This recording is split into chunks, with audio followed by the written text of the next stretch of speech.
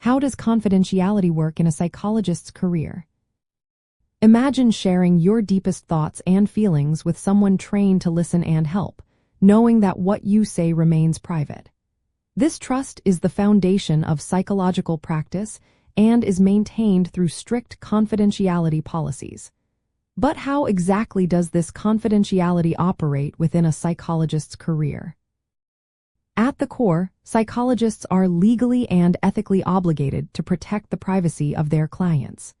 This obligation is outlined by professional organizations such as the American Psychological Association and the British Psychological Society. Psychologists must keep all information obtained during therapy sessions confidential unless specific exceptions apply. These exceptions include situations where there is a risk of harm to the client or others, instances of suspected abuse or neglect, or if a court orders the releases of information.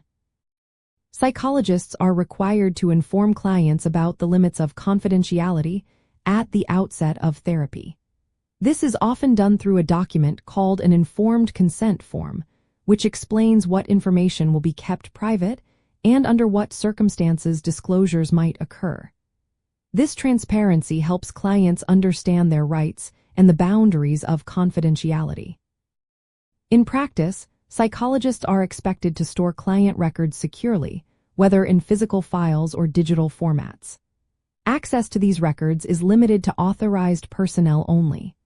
When discussing cases with colleagues for supervision or consultation, psychologists take measures to anonymize information, removing identifying details to protect client identities.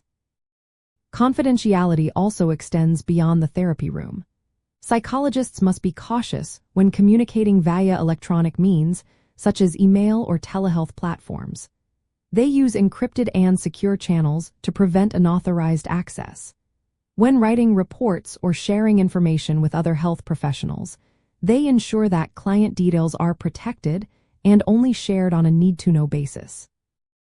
There are legal and ethical boundaries that can override confidentiality.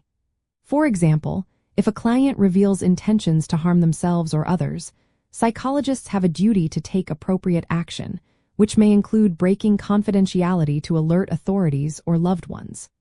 Similarly, if a court orders disclosure of information during legal proceedings, psychologists are compelled to comply. Overall, confidentiality in a psychologist's career is a carefully balanced practice that prioritizes client trust while adhering to legal and ethical standards.